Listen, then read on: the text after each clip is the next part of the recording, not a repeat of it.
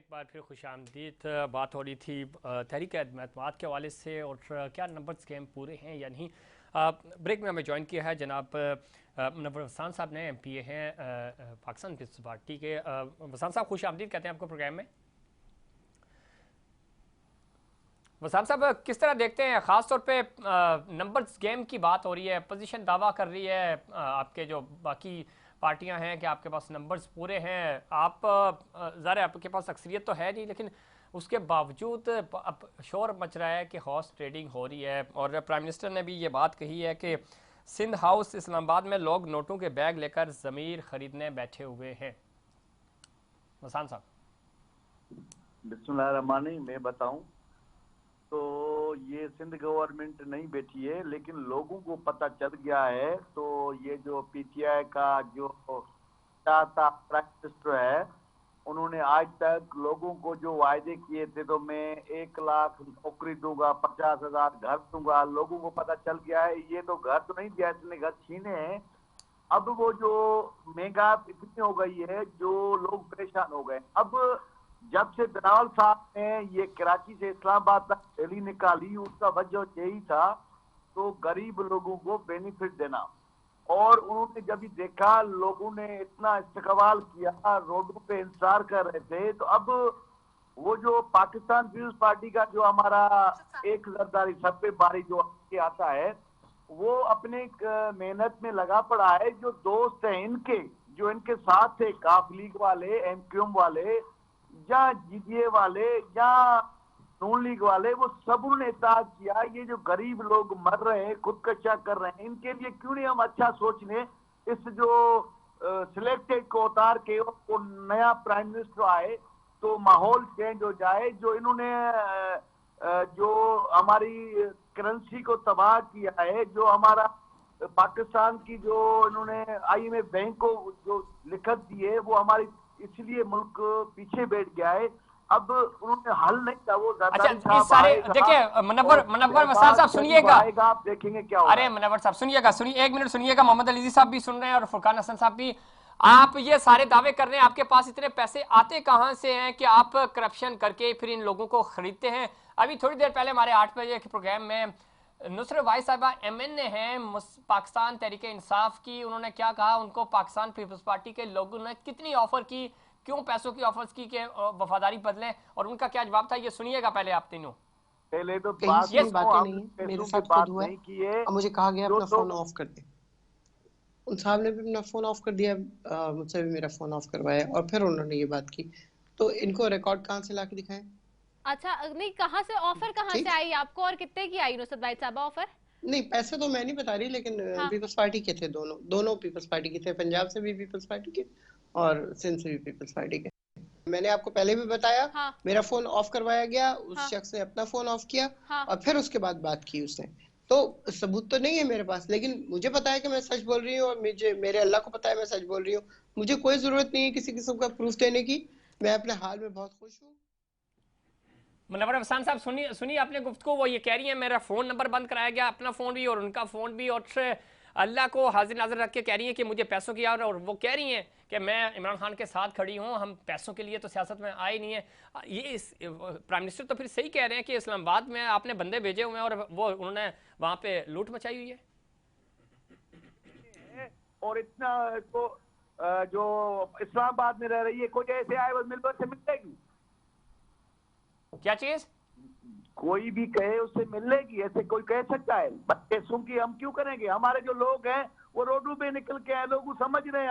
हम Pakistan peoples party ने इस लोगों के लिए शहादतें दी है, इन लोगों के लिए अपनी जिंदगी जो है शहीद करा दिए हैं, वो क्यों ऐसे करेगी? बिल्कुल शहादतें दिए, लेकिन शहादतें दें, करप्शन तो ना करें, लोगों को खरीदे तो ना, लोगों के जमीर तो ना खरीदे। अभी आप थोड़ी देर पहले खुद कह रहे थे कि एक जरदारी सब पे भारी, तो जरदारी साहब फिर इस तरह लोगों को पैसे देते हैं, पैसे ऑफर्स करते हैं और उनकी वफादारियां तब्दील करते हैं।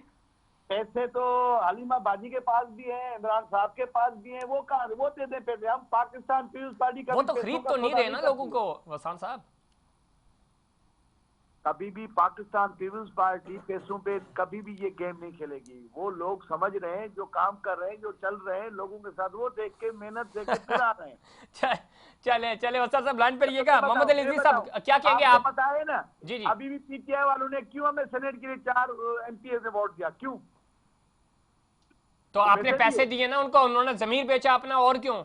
जो पैसों के करता है हम उससे मैं क्या बताऊं, पैसे जो नाम भी नहीं देते, हम फ्री में देते नहीं, वो फ्री में आप दे ही ना दें, फ्री में तो आप यहाँ पे केएमसी में नौकरी नहीं देते। जो जायज हक है कराची वालों का वो तो आप देते नहीं है, तो आप सेनेट दे देंगे। आ जाए अली अजीज साहब, आपने गुफ्तगू सुनी, नुसरत वाहिद साहबा कराची से ही है, मैंने है, और उनको ये ऑफर आई है, उन्होंने 8 बजे के प्रोग्राम में हमारे में ये इंकशाफ किया है। अली अजीज साहब,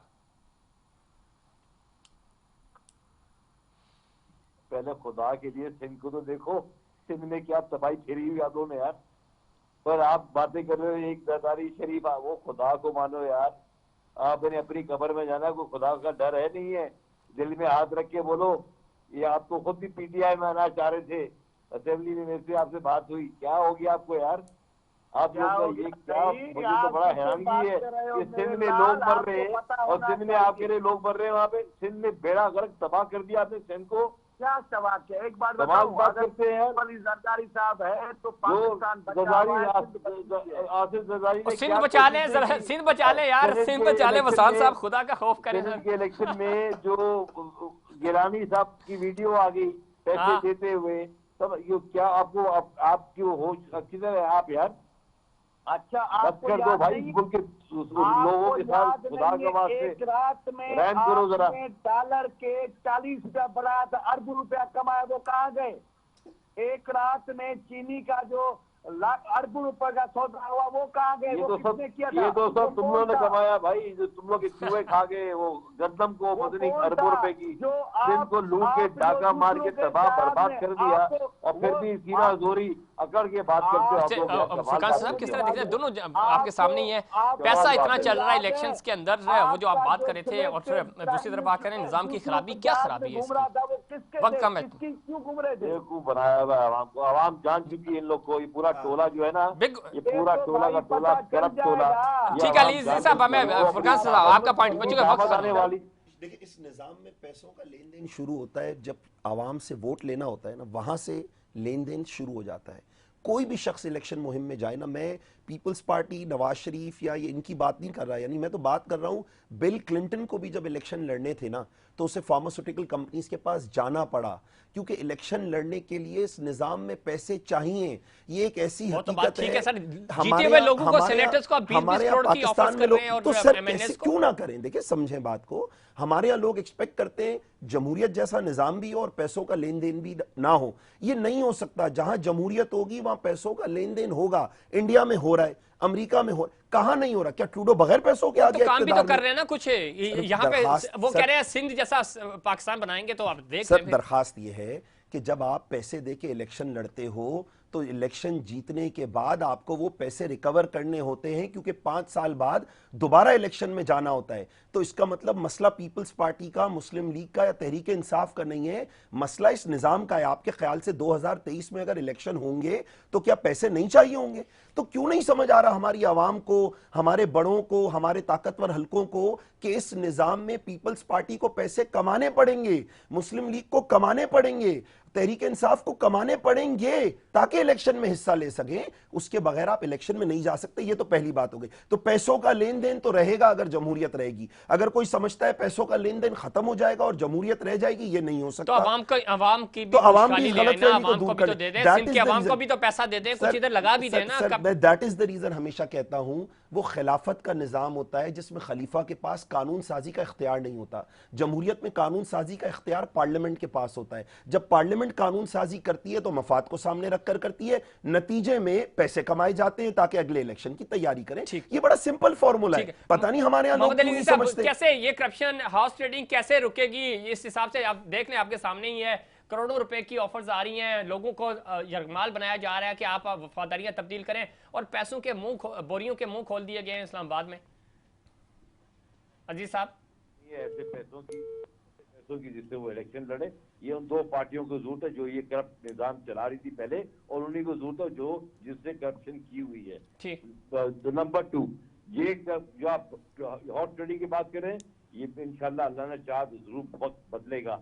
मैंने आपको पहले कहा हर चीज में टाइम लगता है। ये करप्ट जो 2 पार्टियां 4-6 पार्टियां, ये टोला पीडीएम का बन गया हुआ है, ये जब तक ये सिस्टम नाबूद नहीं होंगी ये सिस्टम नहीं खत्म होगा। और हर सिस्टम को बनने के लिए टाइम लगता है, और इंशाल्लाह वक्त दूर नहीं है, इंशाल्लाह बेहतर होगा, और ये सारे सिस्टम बेहतर होंगे, निजाम बेहतर होगा, इंशाल्लाह निजाम बेहतर होगा। अल्लाह ताला करे कि ये सिस्टम बेहतर हो, और इसमें कोई शक नहीं, जब तक ये करप्शन खत्म नहीं होगी, ये पैसा खत्म नहीं होगा, सिस्टम बेहतर नहीं हो सकता। वज़ीर आज़म काम कर रहे हैं, बेहतर होगा इंशाल्लाह। इंशाल्लाह। बहुत शुक्रिया आपका चारों मेहमानों का। और हमने कोशिश की कि तहरीक अदम-ए-एतमाद के हवाले से, और ख़ासतौर पे जब पैसा चलता है, करप्शन होती है, तो उसके बाद ज़ाहिर है सिस्टम भी बेहतर नहीं होता। सिस्टम की बेहतरी के लिए ज़रूरी है कि साफ शफाफ सिस्टम और अदालतें इंसाफ करें, और इंसाफ का तकाजा ये है कि आपका सिस्टम भी बेहतर हो। कोशिश की हमने कि अपोजिशन का भी और हुकूमत का मौका आपके सामने रखें, लेकिन मौजूदा जो हालात हैं उन हालात में दुआ की जा सकती है कि अल्लाह ताला पाकिस्तान को अपनी हिफ्ज़-ओ-अमान में रखे। और चूँकि सबसे पहले पाकिस्तान है तो आपकी सियासत है, और कौमी मफाद पे कंप्रोमाइज़ होना भी नहीं चाहिए। नाज़रीन, ये था हमारा आज का प्रोग्राम। उम्मीद करता हूँ दीगर प्रोग्राम्स की तरह आज का प्रोग्राम भी आपको पसंद आया होगा। मुझे और इनसाइड पाकिस्तान की पूरी टीम को दीजिए इजाज़त। अल्लाह निगहबान।